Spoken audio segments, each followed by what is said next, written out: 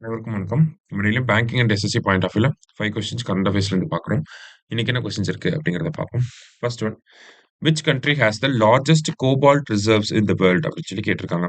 So வேர்ல்டுலேயே அதிகமாக cobalt அப்படிங்கிற இந்த மினரல் ரிசர்வ்ஸ் எங்க அதிகமா இருக்கு அப்படின்னு பார்த்தீங்கன்னா காங்கோல தான் இருக்கு. சரிங்களா? ஸோ காங்கோ அப்படிங்கிறது தான் கரெக்ட் ஆன்சர். அடுத்தது, the logo for operation Sindoor was designed by அப்படின்னு சொல்லி கேட்டிருக்காங்க.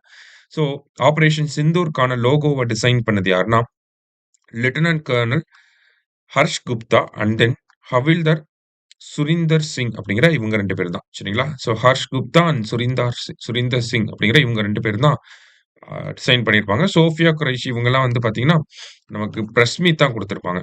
ஸோ லெப்டினன்ட் கர்னல் இந்த ரேங்க்கே பார்த்துக்கோங்க. இவர் வந்து ஹவில்தார். சரியா? அடுத்தது, which are the following organisation releases remittances survey of India அப்படின்னு சொல்லி கேட்டிருக்காங்க. ஸோ ரெமிட்டன்சஸ் ரிலேட்டடா இருக்கக்கூடிய சர்வேவை ரிலீஸ் பண்றது யாருன்னா, ஆர்பிஐ தான் வந்து ரிலீஸ் பண்றாங்க. சரியா? ஸோ ஆர்பிஐ தான் இந்த ரெமிட்டன்சஸ் சர்வே அப்படிங்கிறத ரிலீஸ் பண்றாங்க. ஸோ என்எஸ்ஓ வந்து பார்த்தீங்கன்னா, நமக்கு ஜிடிபி ரிலேட்டடான டேட்டாவ வெளியிடுவாங்க. அடுத்தது, நமக்கு ஸ்டாட்டிஸ்டிக்கல் என்எஸ்எஸ்ஓ அப்படிங்கிற இவங்க வந்து பார்த்தீங்கன்னா, பாவர்ட்டி ரிலேட்டடான டேட்டாவ வெளியிடுவாங்க. இதே சாம்பிள் ரிஜிஸ்ட்ரேஷன் சிஸ்டம் இவங்க வந்து பார்த்தீங்கன்னா, நமக்கு fertility ratio, maternal mortality, infant mortality இந்த மாரியான ரேஷியோ வெளியிடுறது யாருன்னா, எஸ்ஆர்எஸ் அப்படிங்கிற சாம்பிள் ரிஜிஸ்ட்ரேஷன் சிஸ்டம். சரியா? அடுத்தது,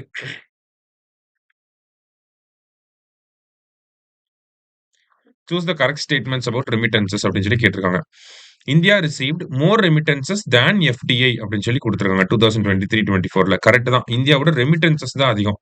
கிட்டத்தட்ட 110 110 லேக் க்ரோர்ல வந்து இருந்திருக்கும்.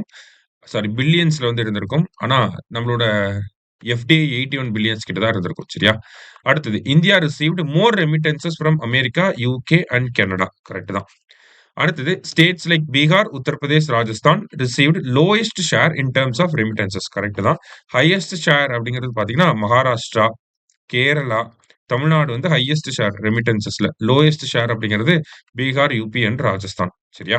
ஸோ 3மே கரெக்ட் தான். ஆல் ஆர் கரெக்ட் அப்படிங்கிறது தான் நமக்கு கரெக்ட் ஆன்சர்.